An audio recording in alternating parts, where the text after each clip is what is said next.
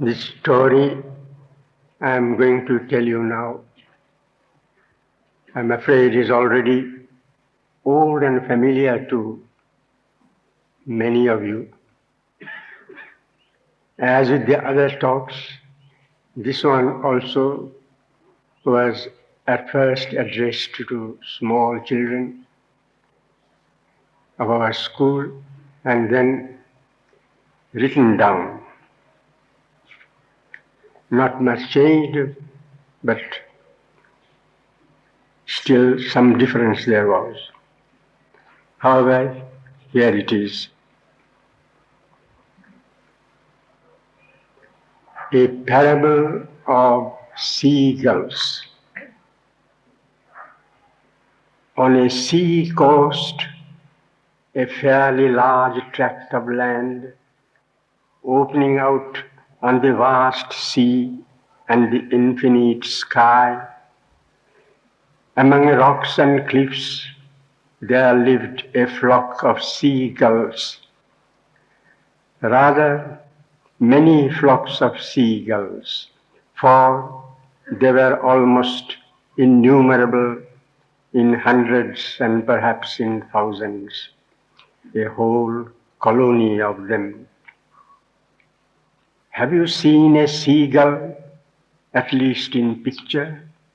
This beautiful bird, spotlessly white and end to end, and when in flight with outspread wings and its delicate, supple body, so pleasing, so wonderful to look at. Do you know their routine, their daily preoccupation? Of course, the first thing in the morning for them to do was to fly out and look for food. Their food is naturally fishes, so these birds used to go to a certain distance upon the sea and from above look down and spot the swimming fishes below and dart down, catch them and fly up again. Then they came back to their places and shared their catch among themselves. Naturally, there was a great deal of scrambling and fighting, but that was part of the life. And thereafter, most of the time they passed in dozing or sleeping, or at times to fly out once more upon the sea for a forage. And of course, there was the item of mating and begetting children. That was their life, and they continued it day after day, year after year. They were, I suppose, quite content with the life they were leading. Now, it happened that one of these seagulls thought otherwise. Yes, a thought entered into him.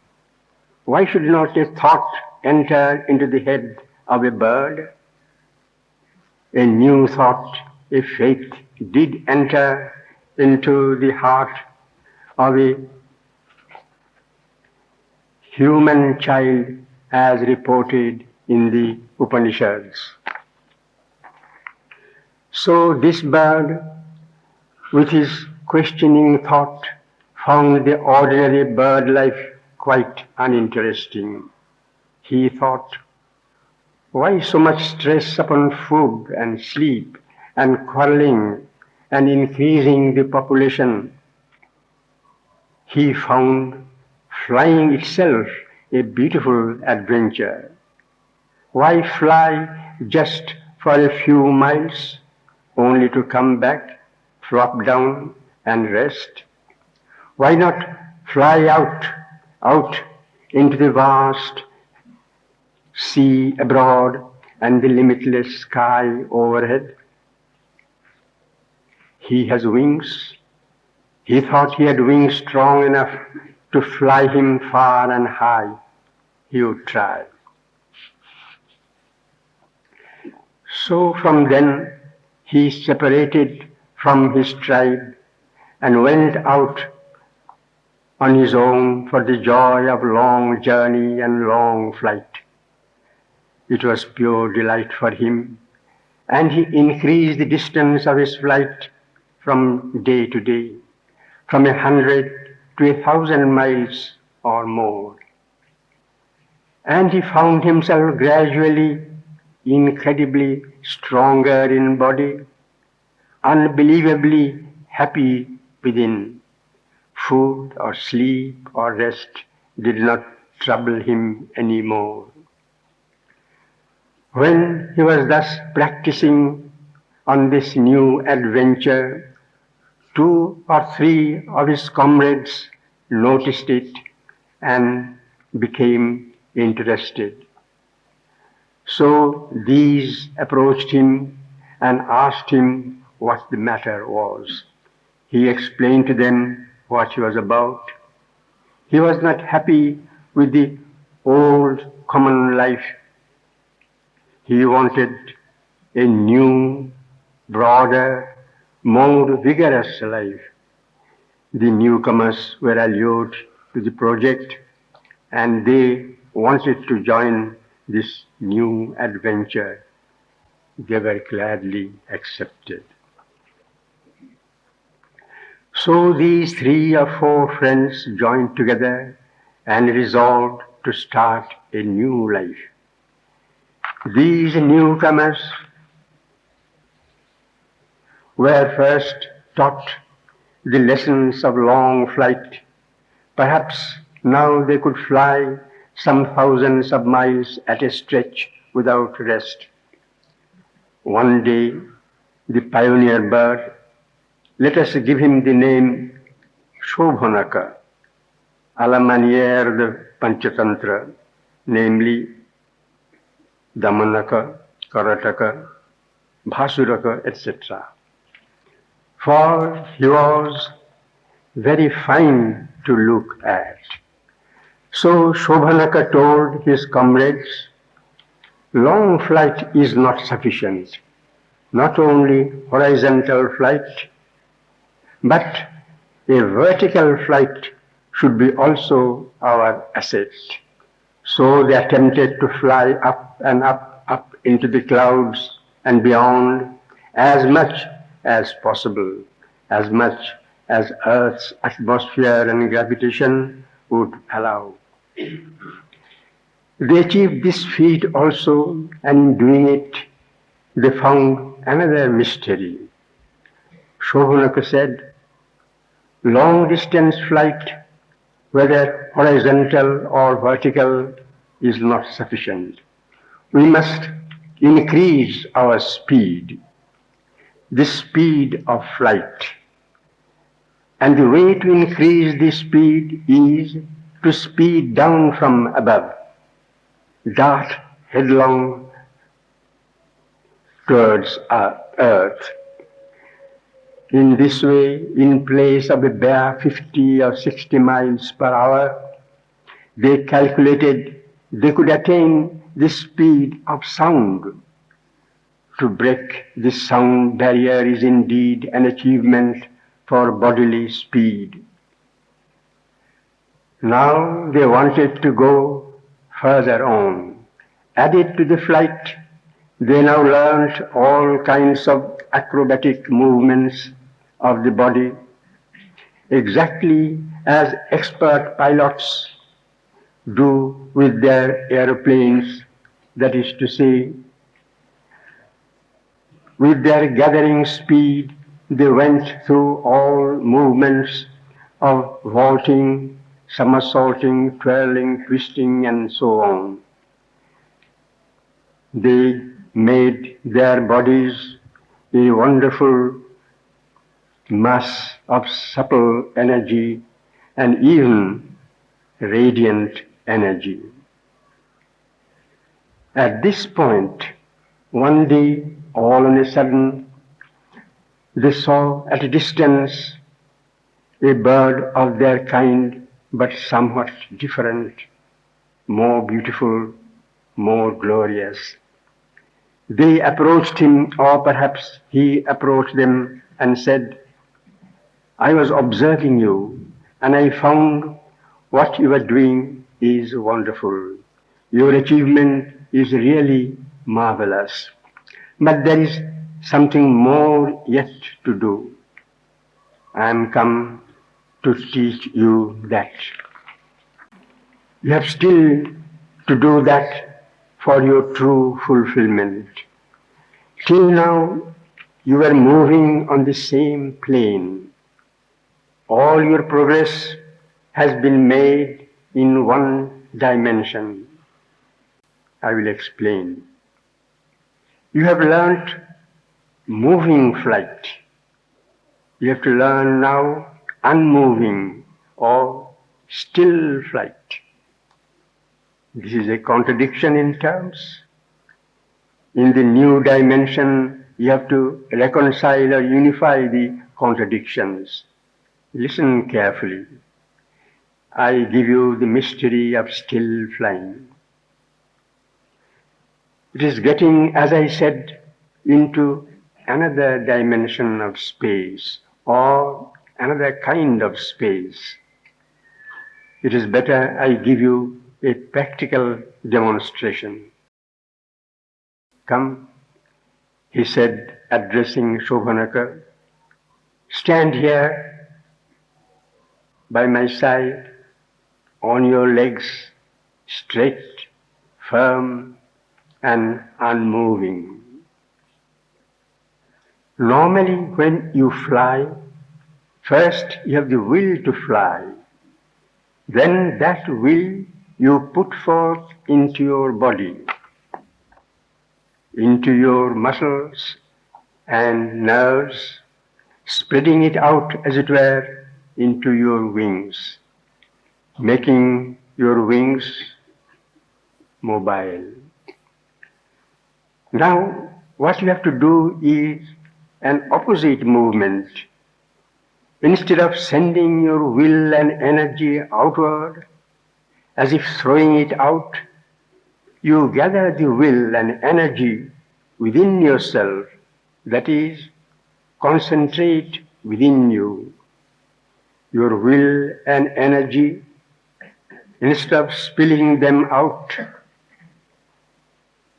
the whole thing depends upon this concentration, this gathering up of your energy and will on one point within you, and then just look.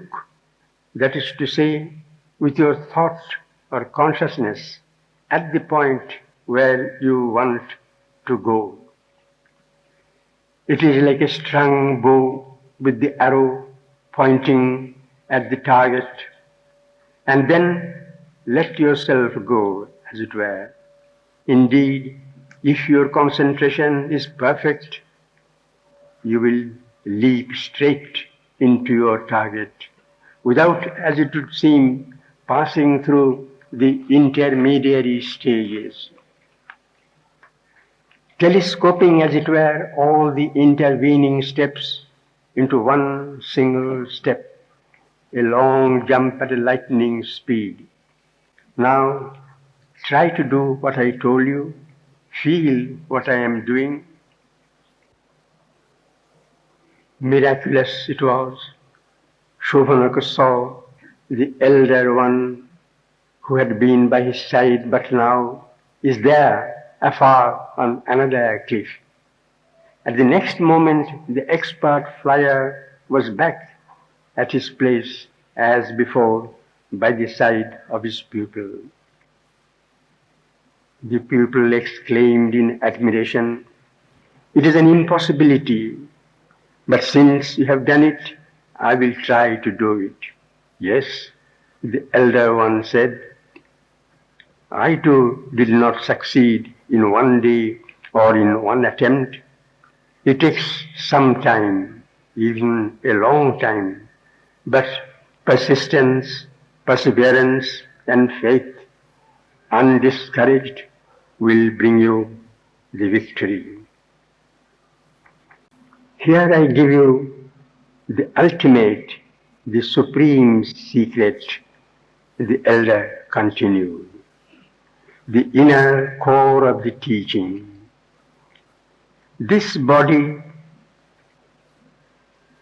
this substance made of solid matter that seems so rigid, compact, hard, is really not so.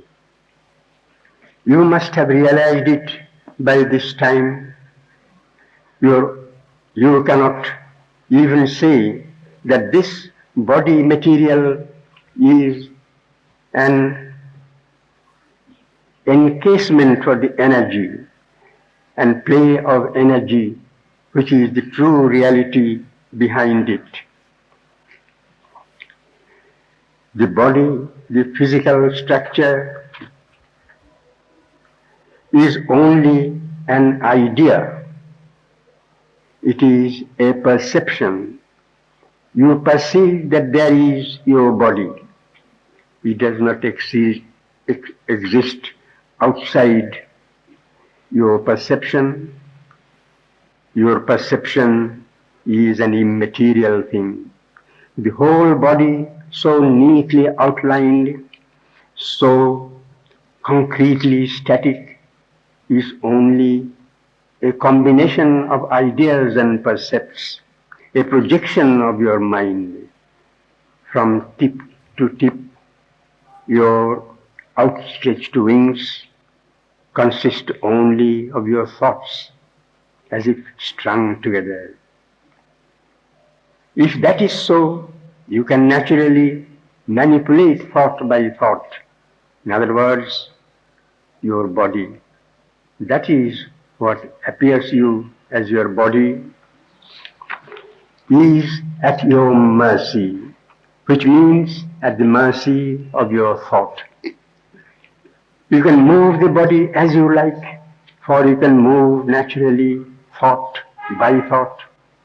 So what is needed is an withdrawal of the mind into its thought stuff and control it. Make use of it from that center. I have shown you how one can be this inner motive thought and not obsessed by its apparent so-called material formulation. It is difficult to understand, but by practice, as I have shown you, you will understand. A few days passed. Thereupon, Shobhanaka was practicing the new technique and was on the way towards success.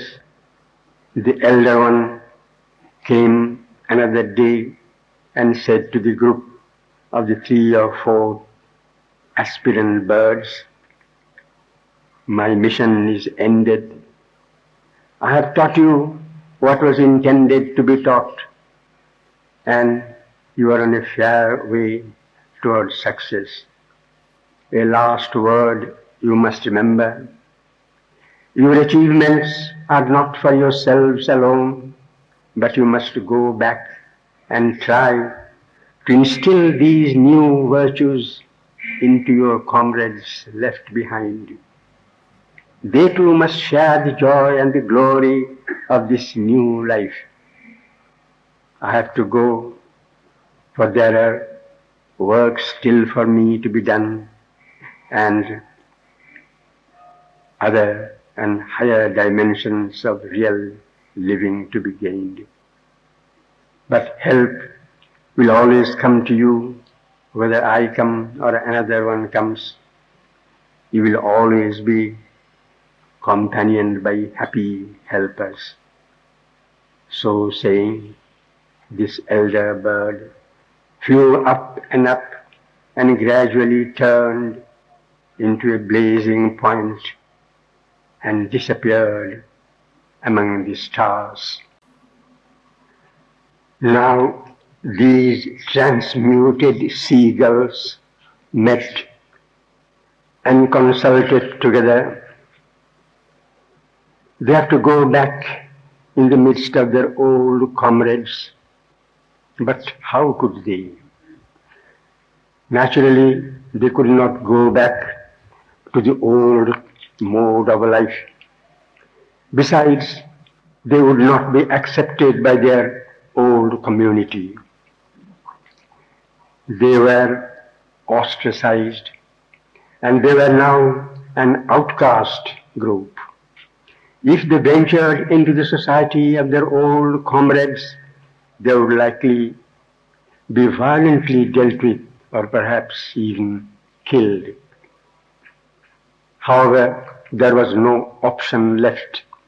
They were ordained, and it was now their duty to go back and try to come in touch with their old friends and influence them, guide them in the new mode of life to whatever extent it was possible. So they flew back to their old domain, and as soon as they were in sight of their former friends, all of them, almost in a body, rushed out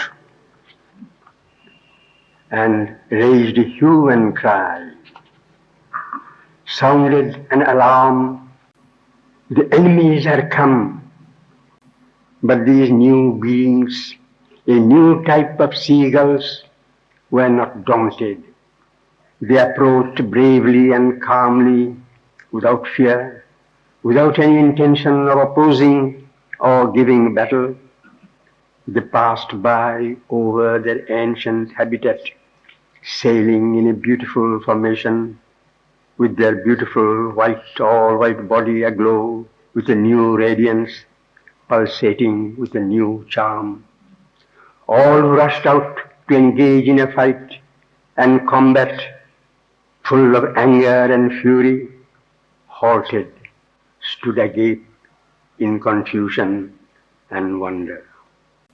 Thus the battle was won marvelous peacefully. The older race, especially the younger generation of it, could remark and appreciate the gait and the manner of flight in these newcomers. They now found out that the old mode of life was not interesting enough. There was no special joy in flying to procure only foodstuff, in merely catching fishes and gobbling them up. Doing that eternally, repeating over and over again the same dull routine. Instead, there was the joy in flying simply for the sake of flying, in flying far, far into the distant horizons, far into the infinite spaces overhead, into the unfamiliar and the unknown. Thus, slowly the old community began to change its mode of life, adding a new meaning to their movements, a new limb and direction to their body and existence. A demonstration was being given by Shobhanaka of the art of flying. Of all the difficult and artistic modes of flying, he was showing the speed with which one is capable of flying, literally lightning speed. A large crowd of spectators had gathered around an arena-like opening and was intently observing all the wonderful and almost impossible acrobatics and calisthenics. They suddenly saw the bird from one far corner of the sky, speeding across to the other end and, as I said, beating lightning speed. But suddenly one stray bird happened to be there up directly in the way of this speeding bird. So, in order to avoid dashing against the intruder, Shobhanaka swerved around, but hurled himself straight upon, oh horror! A cry of pity and pain rose up from the crowd. In swerving away from the bird on his path, Shobhanaka, in his incredible speed, dashed and crashed against a cliff that was blocking the sides. Everyone thought that was the end of the poor flying expert. He must have been reduced to a pulp. But no, what a miracle! Hale and hearty he was there, flying up slowly and at ease, then gracefully descending upon the earth, as if nothing had happened. Well, his body did not seem to be made of flesh and bone, but of some ethereal substance, so supple, so elastic, so resilient, that nothing offered any resistance to it. It could pass through like a beam of the invisible light. The upshot was that the old community gradually changed its habits slowly but inevitably. They took to adventure and far flights over the unknown waves into the infinite blue.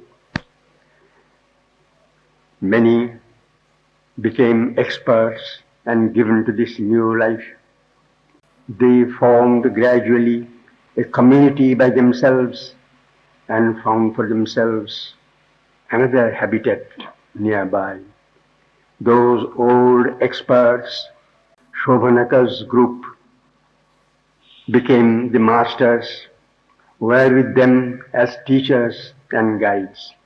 And thus new guides and new teachers arose, and community after community leading this new life, a life in which the old and uncleaned habits were eliminated, and there was a life of exquisite beauty and harmony among all.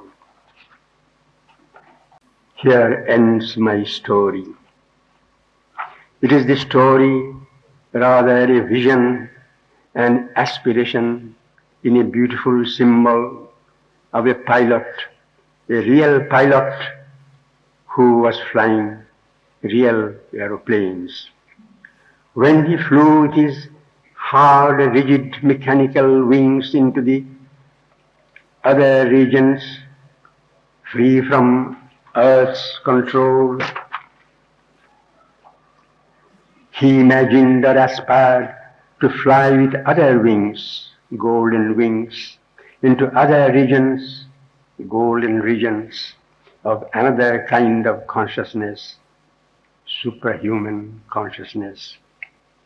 The symbol used here is very appropriate and meaningful. This seagull has normally a very beautiful appearance. The snow-white body outspreading its wings, all spotless white, and the gracefulness in flight is indeed a delightful spectacle for the eyes to contemplate. Even so, man also, even this earthly creature, has within him a beautiful being, snow-white in its purity, and exceedingly graceful in the gait and movement. That being has to be brought out and displayed, even as the seagull transformed itself, transformed the very nature and substance into a vibrating mass of light with its diamond sheen. Its material body itself, a packet of intense yet controlled, radiating energy.